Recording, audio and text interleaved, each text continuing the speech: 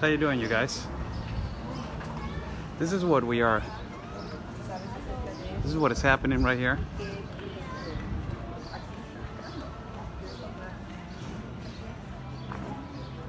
No me grabes. No me grabes. No me grabes. This is what is happening. You see that? You see that? This is lawyers and activists right here at Enclave Caracol.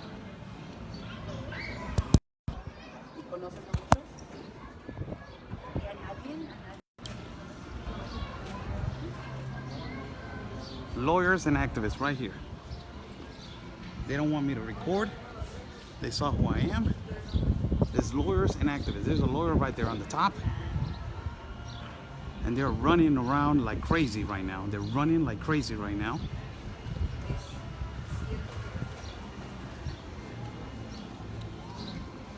And we have the authority to do so.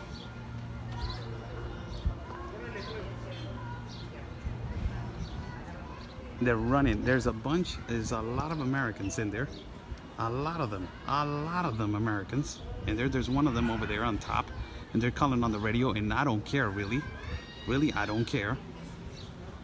But they're calling over there on the radio, as you can see right there on the top of the window. Right there.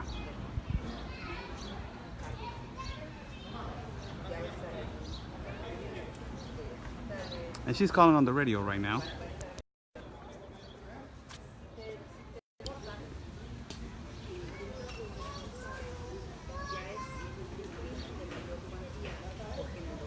And there's 1, 2, 3, 4 Americans over there on the top. 4 Americans over there in the top.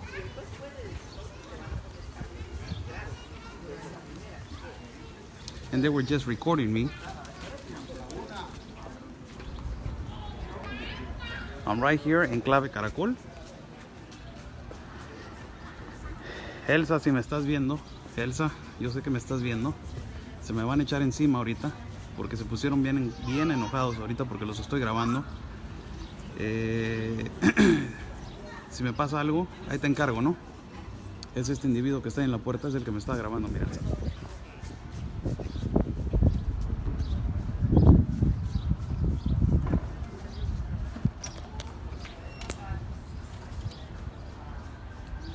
And eventually they're not letting nobody in.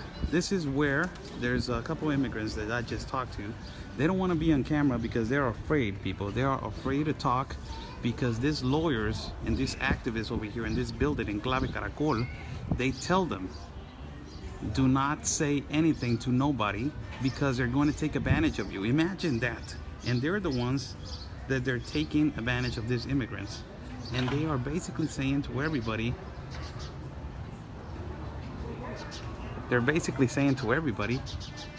and to every immigrant, because I wanted to do an interview with this immigrant and ask him, you know, what is going on over here? What kind of legal advice they're giving you? How they're coaching you? And he's saying, you know what, I'm afraid to talk to you because basically these people, you know, they tell us to not talk to you guys because they're going to take advantage of the information. So imagine that. Imagine that.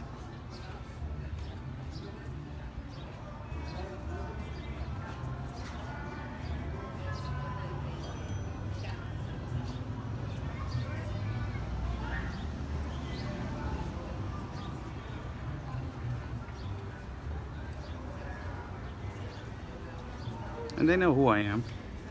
They closed the door immediately. There was a guy recording me right there at the door, and I was saying hi to him.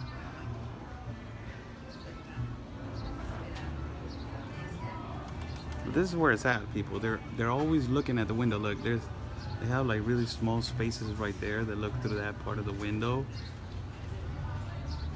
You're gonna see Americans all over the place. And a bunch of Antifa is going to be arriving in no minute soon.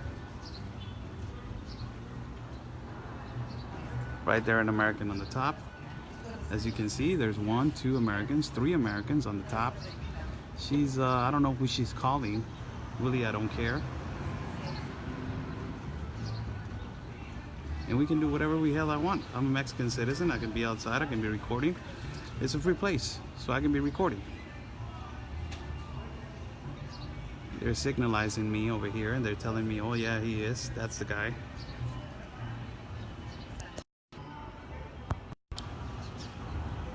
You know, it's amazing. And right now, they're nervous. They're really nervous right now, and they turn their backs. Look, they turn their backs. And they're really nervous. I will tell you why they're nervous. Because Cindy over here is talking to an immigrant, and she is telling the immigrant how he's getting fooled by these authorities, by these organizations. Wave at them. I already waved at them. There was a guy particularly recording me, and I know they're recording me right now. I know they are. Really, I don't care. Really, people, I don't care. Whoever you are, that you're watching, because I know you're watching my page right now. Really, I don't care. You're working unlawfully in my country. You are working. You're not volunteering. You are working. Yes, they're nervous. Of course they are.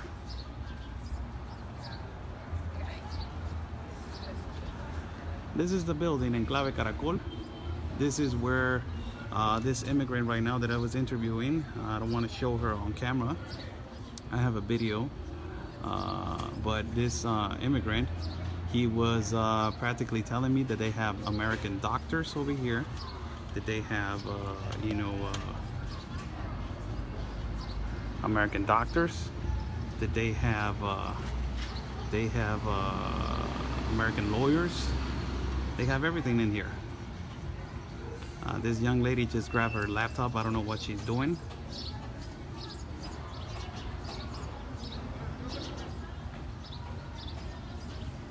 They're trying to make us look uncomfortable. There's a guy right there in the door recording. Right there in the door. Be right there recording you. Right here. There's a guy right there. Right there.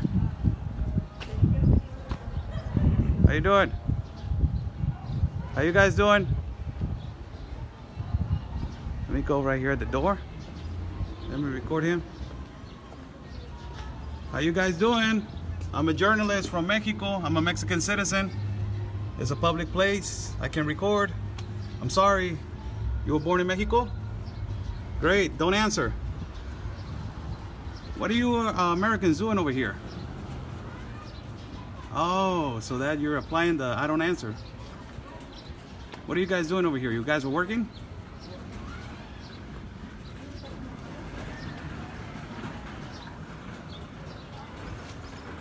Right there, you see him, gentlemen. Right there.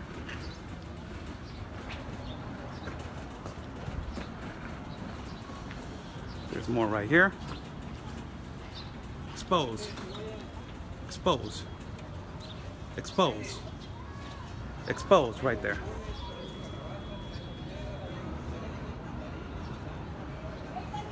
And they're recording me. I don't know what's their whole point. Wow. This is Enclave Caracol. And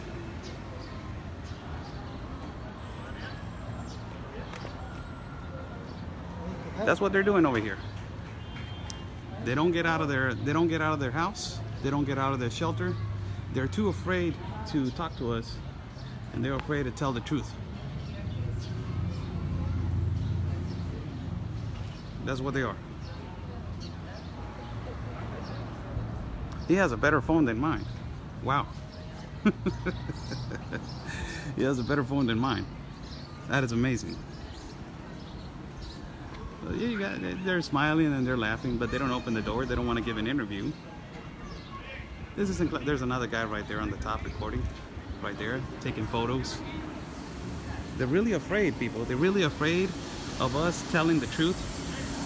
They're really afraid of us recording. They're really afraid of us doing this. Look, doing this. They're really afraid. They're really afraid of the truth getting out. And we're just asking, what are you doing, guys? What are you guys doing over here? You American guys, what are you guys doing over here? They look really well dressed, and they're volunteering only. Wow. I just want to ask, what they're doing.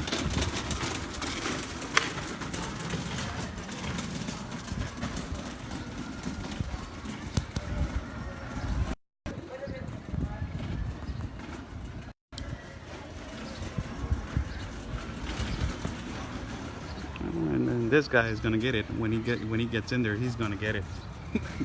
This immigrant. They don't want to give me an interview. They don't. I don't know why.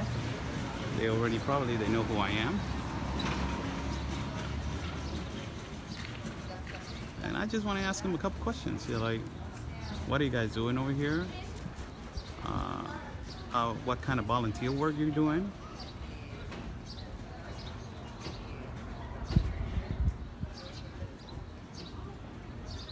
What kind of help you guys are getting? There's doctors right here from America helping these immigrants. I was wondering why they're never helped Mexican deported immigrants. And they're right there. I'm not, doing anything wrong. I said hi to them. I'm just recording. They're trying to make us look uncomfortable and make them look uncomfortable too. ¿Todo bien? ¿Te dijeron? Nada, no quieren hablar. Empezaron a grabar, no sé. Sí, ahí están, déjalos que estén grabando. Se me hizo curioso porque estamos hablando con las personas que están afuera, ¿no? Ni siquiera nos No, tienen un miedo, tienen un terror. Ellos están asustados, míralos cómo están, mira. Vámonos, let's go. But you guys walk and I'll just record this guy. So I'm just gonna say goodbye to this guy. And he's taking pictures right here.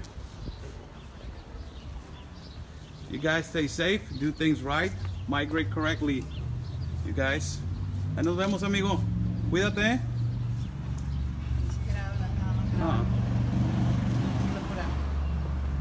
Supone que se debe de ser un lugar para ayudar a las personas. Es un lugar público, Cindy. Y tienen así como guardias en la encerrado, puerta, grabando a todos. They're afraid, people. Atacando a la gente. I mean, that's ridiculous. And I was talking to that kid, and I saw it, honey.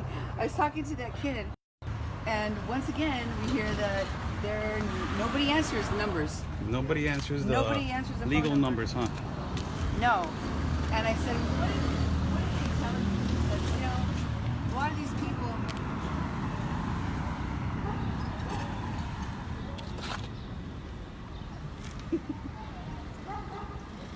He told me a lot of these people. I give him hell. Really, I do, Duke. He looked like they're being raided by you. Yes, I don't like them over here. They were acting like they're scared. They are. You saw how immediately they closed the door and they started like, oh my God, they're here. Like, yes, they know. So we just this is Enclave Caracol. We found the place finally. When I was with Ben, I couldn't find the place. But we found it right here with Cindy, and Cindy was talking to one immigrant. Cindy, you want about that? It's like a fortress of no return, according to every person I've talked to so far. All they say is that they tell people that that's the place where you go if you need a lawyer. So people go there, and I asked him, like, why did you request asylum? I mean, obviously, he told me there was gang violence he was fleeing from, and that's why he needed to request asylum. But beyond the reason for the request, I was like asking him, why did you choose to come here? He said, oh, because they told us if you come here, they will help you get asylum. And I said, so they told you that they can give you asylum? Yeah, they said they can get it for you, he said. And, oh shoot.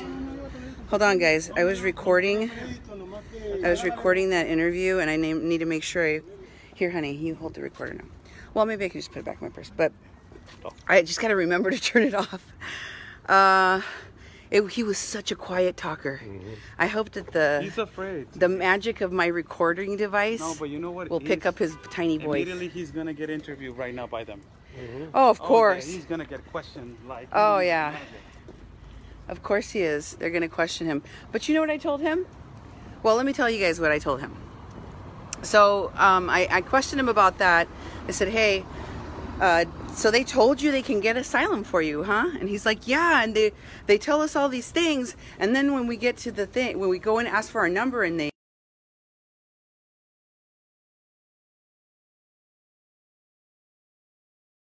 oh, how are they helping you currently? No. Like, how are they helping you currently? And he said, no, they're not helping me. They aren't. So I was like, okay, do you know any other migrants that have come here that have gotten a lawyer? How many people do you know that have a lawyer? He said, I don't know anybody that has a lawyer. I said, do you know migrants from the caravan? Because everyone is coming here. He goes, yeah, but all they do is they give you a little talk.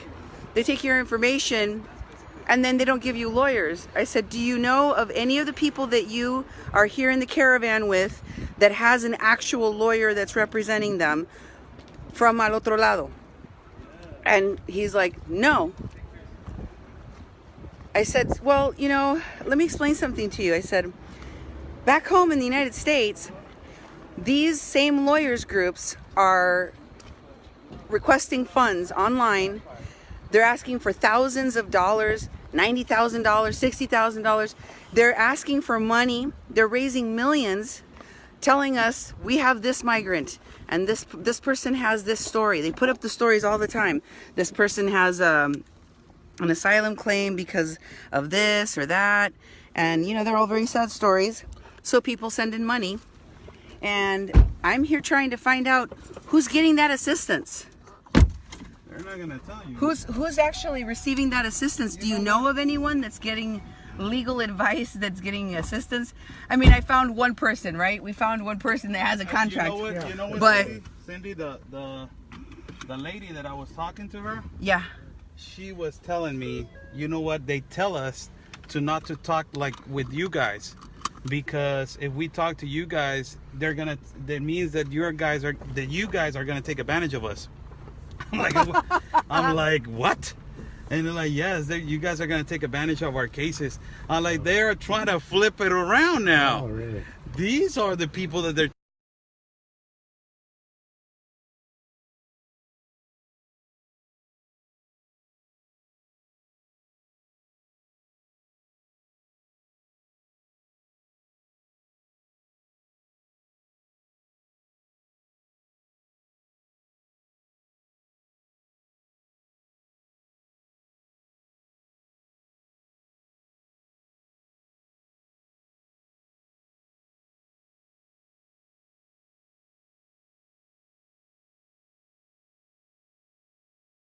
oh, so that's not, yeah, I told him, like, what do you feel? Is that legal advice or not?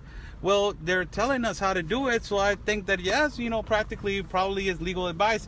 And after that, everybody, Duke, started running, huh? Yep, yeah. In the building. And that's my area, people. I'm sorry if I'm aggressive, Cindy. I'm sorry if I'm that type of aggressive guy. But that is my area. I like to confront them. Why? Because they're in my city, Cindy. right. They're in my city. These Americans, they're not supposed to be helping people over here. They're supposed to be helping people over there.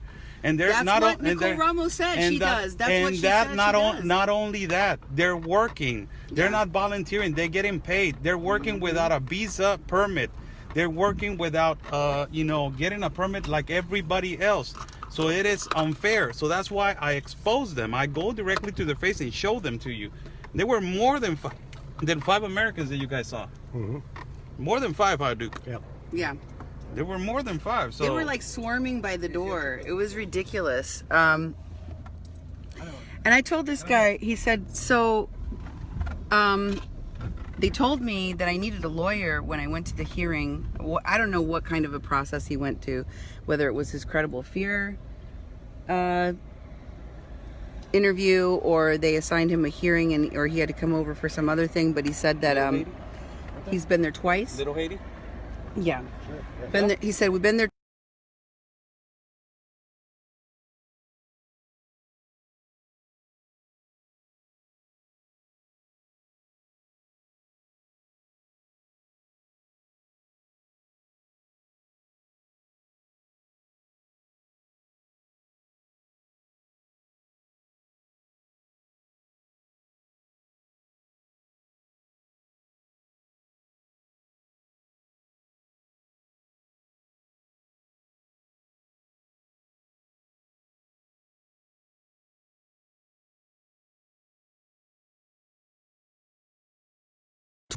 But you can also represent yourself. It's not advisable, but if you don't have a lawyer, you can also represent yourself in immigration court.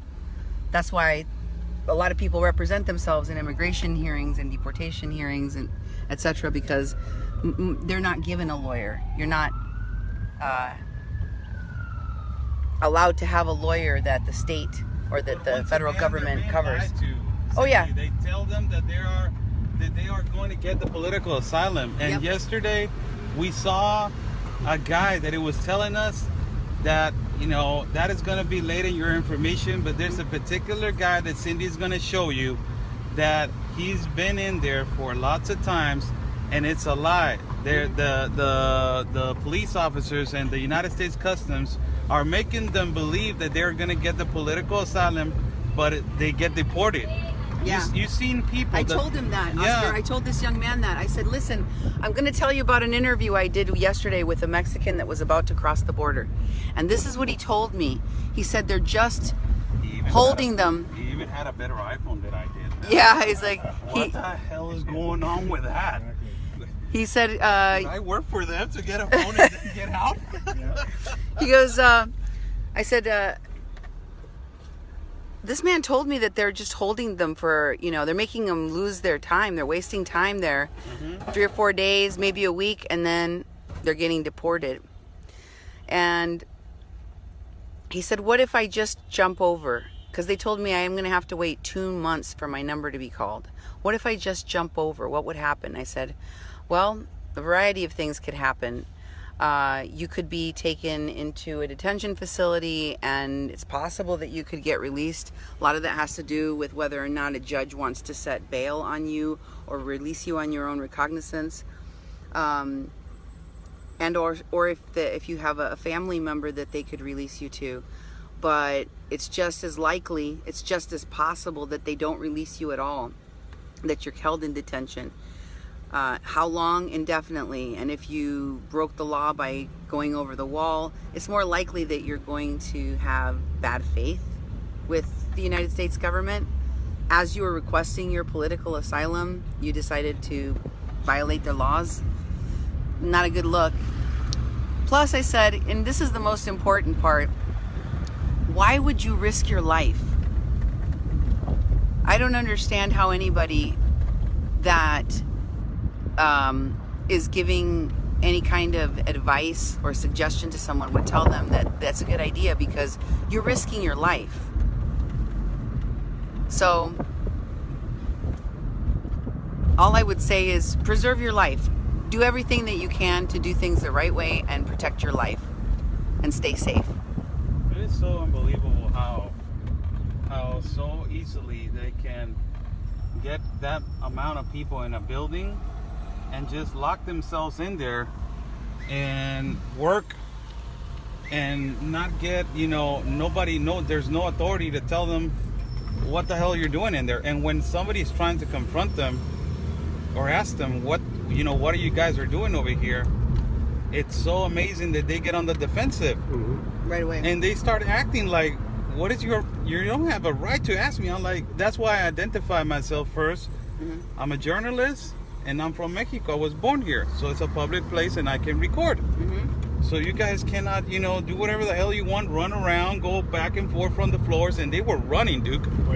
One lady was like, she went back, she had a radio. I don't know if she tried to scare me with that. She had like a walkie-talkie commando radio. She started like, I'm like, get the hell out of here with that. I know nobody's coming. And then she had a laptop, pretty good one, I'd say, as an Apple laptop. So I'm like, these people have equipment to work. Oh yeah. And one of the ladies, as I was telling you, they have doctors in there. They got base of operation. They have a second floor. What the hell? They have a base operation. So I'm like surprised. You need to know that there's a sister Enclave Caracol Food Not Bombs in San Diego. Is it San Diego or it's just over the border. What? Food Not Bombs Enclave Caracol. That's the name of the thing we just saw. That's the place. It's called Food Not Bombs Enclave Caracol. Oh, so it's not Enclave Caracol. It's Food Not Bombs Enclave Caracol. Yes, it goes by both of those names, and they have another one of these things on the other side. They work together. Over there, what a fantastic name. it is Food, also not bombs, it's huh? also a base of operation. It is in really, the United States. And how many floors were there, Duke? Like 5? Four. Yeah, 5. 4. I thought well, And there's the roof. and then And the roof. Right. So it's 5. Yep. So how many? Wow! And then I asked one of the ladies. I told, is this a shelter? Yep. And she said no. No, but it is. It's not true because you know what? When Viento y Marea got evacuated, They were there. went over there, yeah. They went over there. Yeah. You know for a fact. Yeah, yeah. And But you know what? I know because they post about it. They're People lying. come to stay here. You know, basically what they're doing right now. They're and housing it's- activists. Yes, and not only that, they're doing exactly the same thing that Playas is doing, making everybody look like it's not a shelter, because if you get regulations Yep. with permits and everything, it's gonna get closed. So probably that's why the immigrants were scared, Cindy. Yeah. The lady immediately moved. Right. You know how she moved? Because I started, this guy's recording me. I'm not going to back up. Right. Really, not in my city. You're not going to make me back up, man. You're not even from here. So immediately when I went over there, the young lady that is an immigrant went all the way to the corner. I'm like, I don't have nothing to do with these guys. I just want to migrate. But they getting lied to. That's the whole thing. I was telling her. They're using you. They're just using you. And she was like, no, they're not. I'm like, yes, they are. How many deportations you got already? I already had a number, first number. They'd help you. She said, well, no, they just told me how to do it. They just told me how to do it. All right. So you got deported. And then you waiting on another number? No, I already got the number. And how much possibilities do you think you're going to get on the next number? Well, they're saying that a lot. No. I'm like, why? If you got deported the first time, what makes you think that the second time they're going to give you the asylum? It is impossible. Right. You know? And one of the things I told this kid who was thinking about jumping, from what I could gather, is that if you, ever since they changed the laws in 2006, if you cross into the United States, now you're going to have a record, right? They got all your biometrics and everything. They may let you off with a misdemeanor or not even charge you.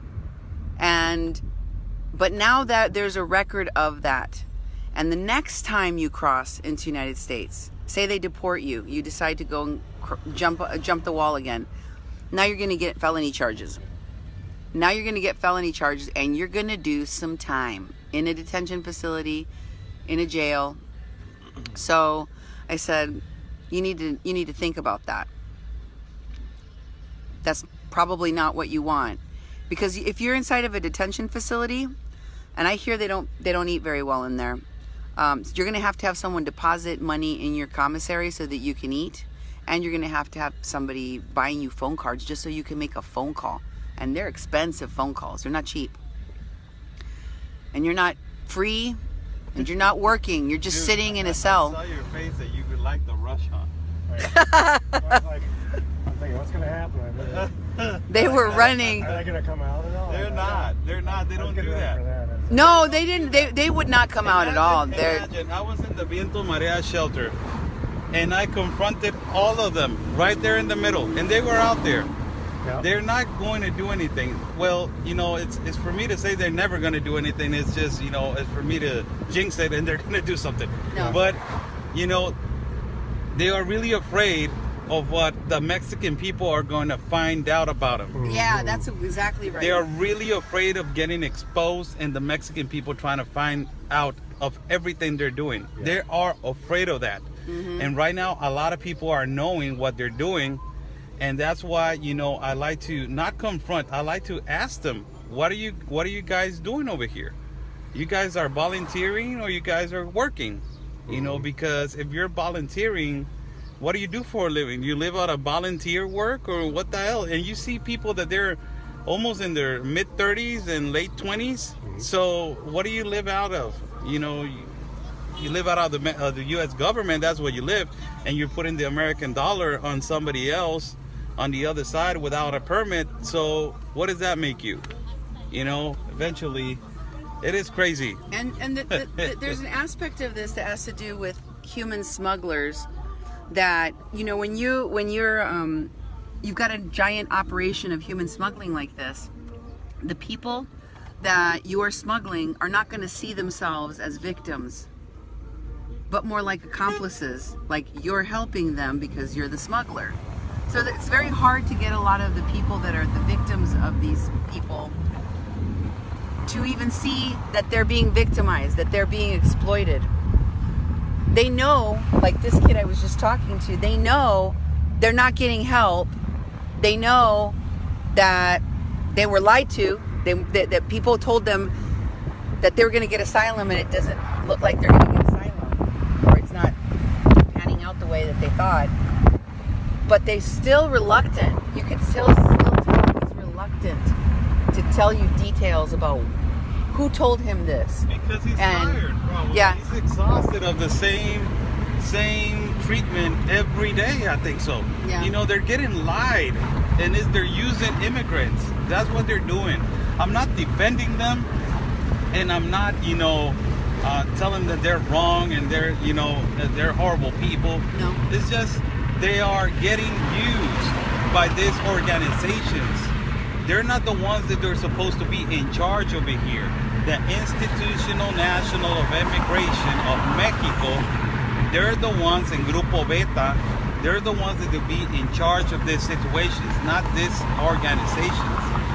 But because of the Mexican government being too lazy and they don't want nothing to do with it, they let them, work, and they let them do whatever the hell they want. And they feel power when they get that kind of authority and nobody's confronting them. And really they feel like insulted. Right now I believe that they felt insulted. Oh my God, this faces was right here and was recording us, and he was asking, what are we doing over here? It's like, what the hell? Really, guys? You guys activists, that I have a lot of you guys in my page. Really, what are you guys doing over here? Really, what are you guys doing over here? What are you guys doing in my city? What are you guys doing in my country? It's my country, it's my city. I was born here.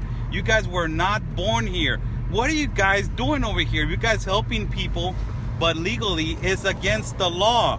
If you guys don't follow laws, go to your country and get arrested over there. Stop coming over here. That's the only thing that I want to ask them. And they get like Anthony says, butthurt. Well, the thing is that the Mexican authorities don't seem to be going after these activists. And so now it's emboldened them because they see that they're not getting arrested. The only people that are confronting them are people like you. And that's the only line.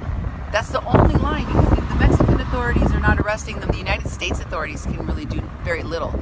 The only thing that I've really seen that has been helpful in sidelining or benching some of their top people, like Myron Dewey. I saw that. There's a number of these people that have just gone silent. They got stopped at the border, interrogated by Homeland Security, and then they went underground. I haven't seen or heard from Myron Dewey since then. At all. No more. And there's several other people like that. This is the thing, Cindy. Like those type of guys, and like the River Dorothy's and all these types of guys and fellas, if you don't have nothing to hide, why you don't show your face? Yep.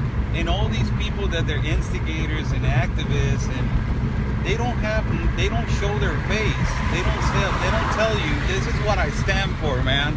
Can you please let me protest? Can you please let me stand for this right?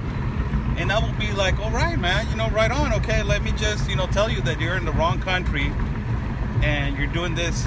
It's not legal. So you better, get yourself, situated, because there's some legal, process that is going to happen. So that way they will know. But they don't even tell you nothing. They come with this attitude that they want to do whatever the hell they want. Like they're right now on lockdown right there in that building. There's a 4-story building. And immediately they closed the door, they locked the door, and they started running up and down like, hide the files, hide the files.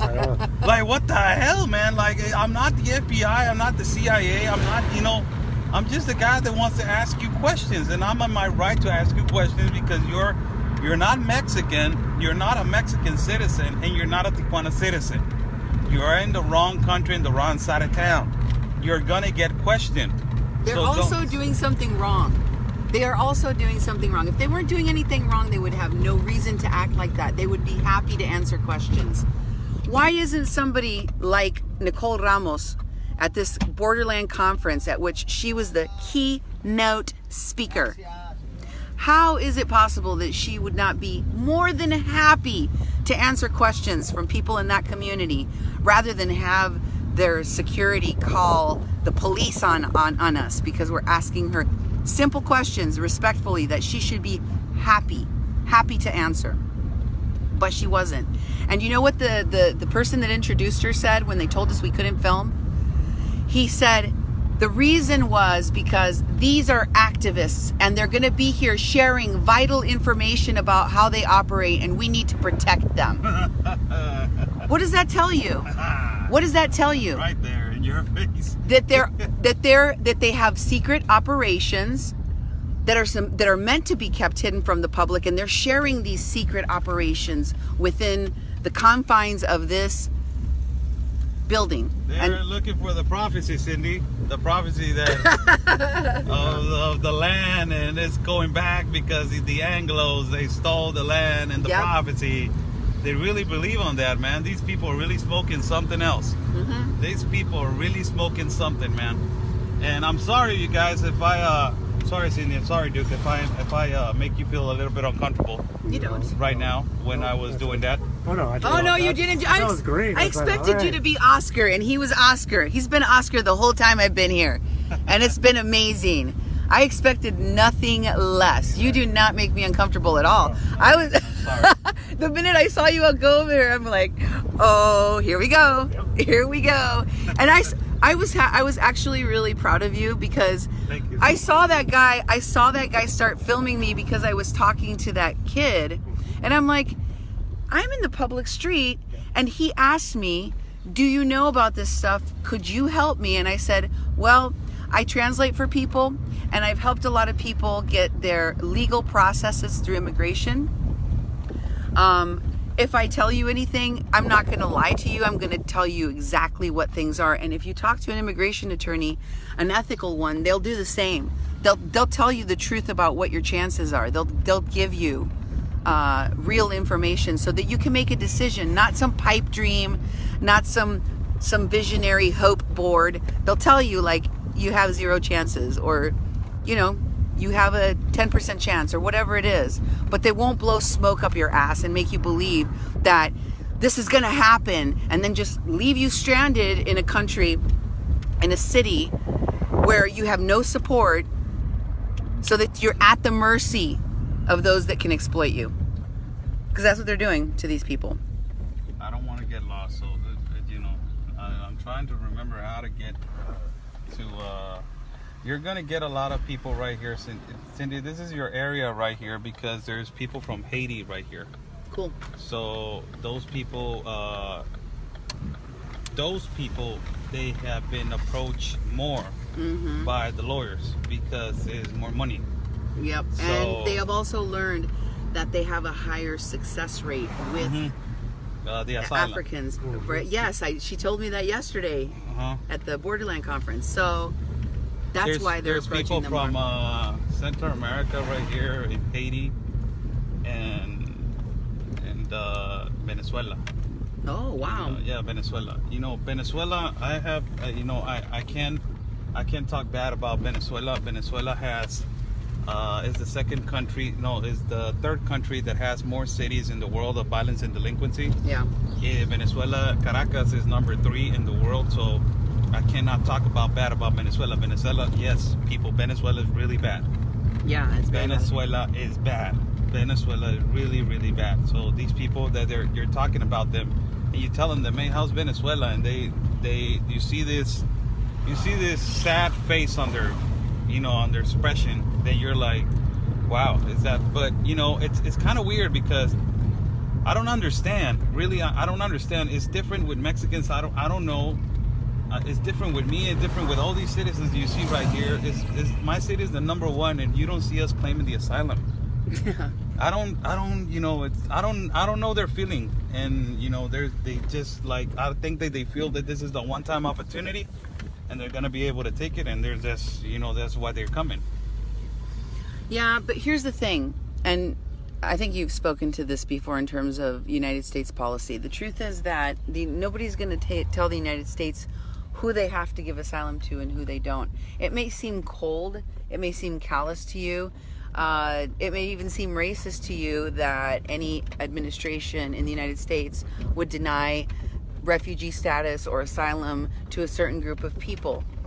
But the fact remains that the United States still has the right to do that, and they have. They did it during World War II. They literally turned away a shipload of put a of kids in the car. Oh, yeah. and people keep repeating that because they you know, they want to remind Americans that they made a really bad choice during World War II, turning away those Jewish kids that were sent back, you know, turning away that boat. But the fact remains that the United States had the right, legally, they had the right to do it, and they're going to retain that right. I know there's going to be a long battle, and I mean, it's going to be long not because it's going to be hard, but because it's going to take time to get these cases to the Supreme Court. I honestly think that these lawyers from Al Otro Lado and the ACLU and A.G. Barragan, or Becerra, excuse me, in California, are counting on that this process is lengthy and it takes a long time for the Supreme Court to actually get to it, because when it gets there, it's going to be jaque mate. It's going to be over. The Supreme Court is not going to take the sovereign right of the presidency to make those kinds of decisions, or of immigration to make those kinds of decisions. They just aren't.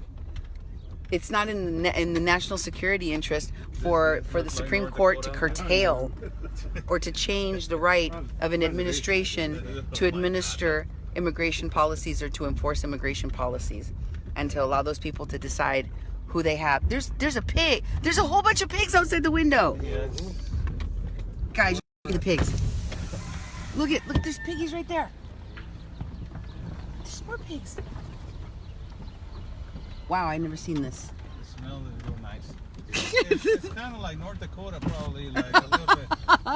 Like Standing Rock or something like that. Oh, well, now. Oh my God. Standing Rock maybe a little reminiscent, but nah, not really. Their roads. Not- their roads. Yeah, they had roads. Man. This is crazy. So, yes. Let's, We have arrived at our next adventure. It's, holy cats. Cindy, can I get the phone? Yeah. So I can. Okay, you guys, we're about to leave the feed. Lee needs to check his message. Okay, I'll check my messages later on. Right now I'm busy. I'm driving.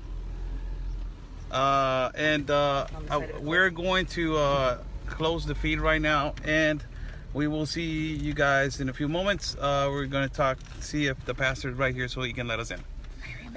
You know, stay safe, and peace and love, and always your country first, people.